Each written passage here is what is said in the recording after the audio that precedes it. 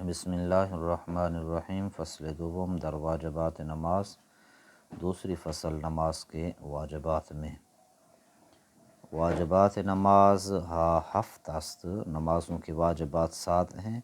زاں کہ مصطفیٰ صلی اللہ علیہ وآلہ وسلم چونی رفت است،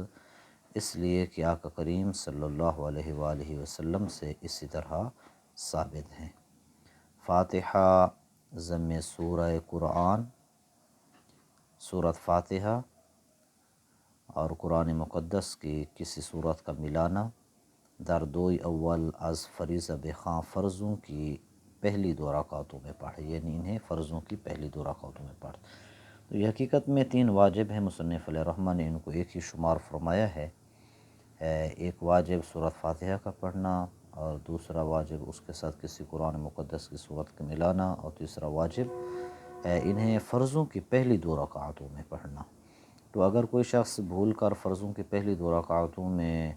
فاتحہ کے ساتھ صورت نہیں ملاتا، بلکہ بعد والی 2 رکعتوں کے اندر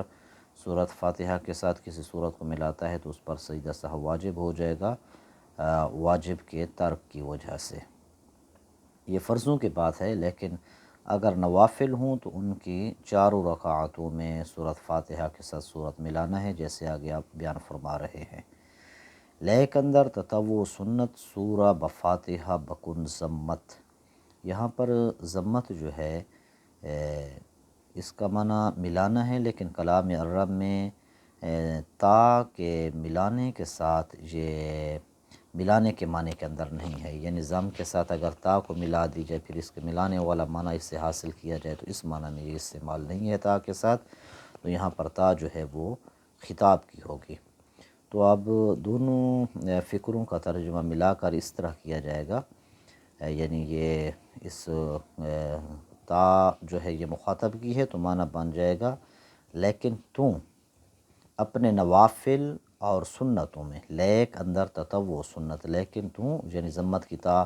جو تو کے معنی کے اندر ہے، لیکن تو اپنے نوافل اور سنتوں میں سورہ بفاتحہ بکن، فاتحہ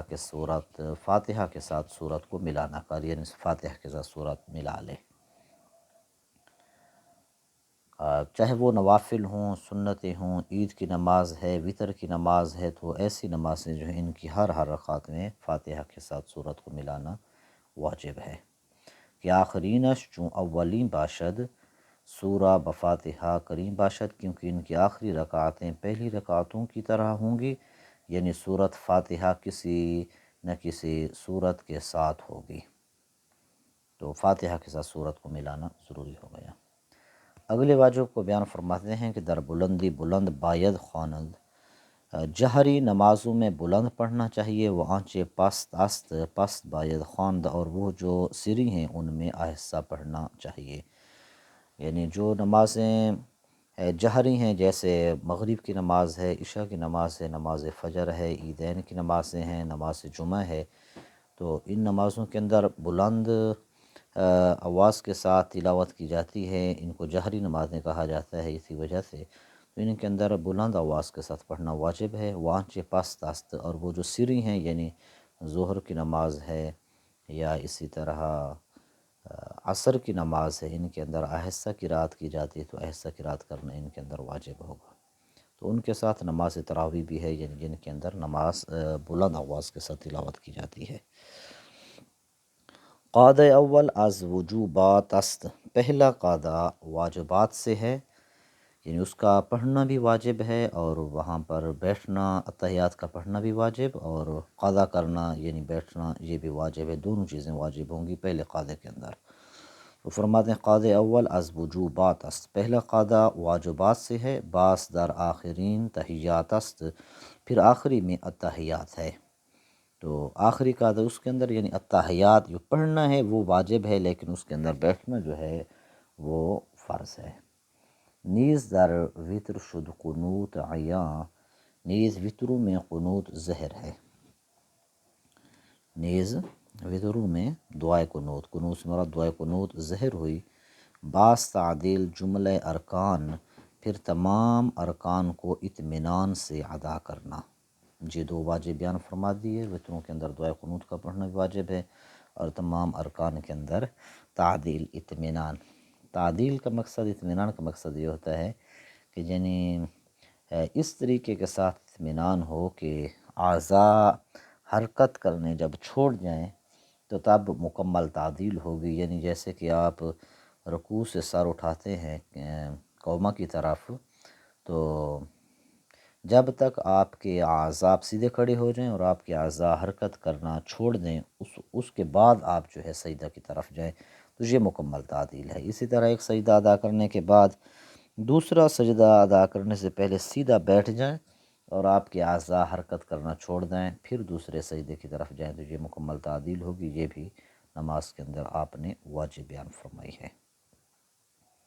لیک در عید واجب افزاید، لیکن عید میں ایک واجب زیادہ ہے، زاں کہ تکبیر عید میں باید، اس لیے کہ عید کی تکبیریں جو ہیں وہ ضروری ہیں۔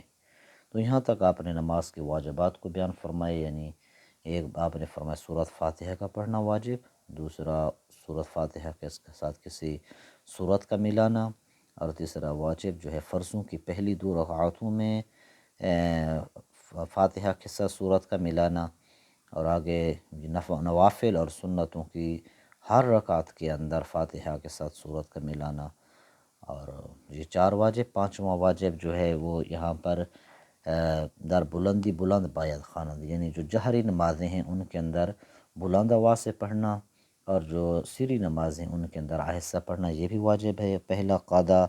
یعنی بیٹھنا بھی واجب، اور اس کے اندر اتحیات کا پڑھنا وہ بھی واجب ہے، اور آخری جو ہے اس کے اندر اتحیات کا پڑھنا واجب ہے لیکن اس کے اندر بیٹھنا فرض ہے۔ اسی طرح وطروں کے اندر دعائے قنوت کا پڑھنا واجب ہے، اور تمام ارکان کے اندر تعدیل وہ بھی واجب ہے، اور عیدین چاہے عید الاضحیٰ کی نماز ہو، عید الفطر کی نماز ہو، اس کے اندر جو زید تکبیریں ہیں 6 وہ بھی واجب ہیں، یعنی پہلی عید الفطر یا عید الاضحیٰ ہے اس کے اندر جو پہلی رکعت ہوگی قرأت سے پہلے 3 تکبیریں ہیں، اور دوسری رکعت کے اندر قرأت کے بعد رکوع سے جانے سے پہلے 3 تکبیریں زائد ہوں گی، تو وہ بھی واجبات میں شمار فرمائی ہیں۔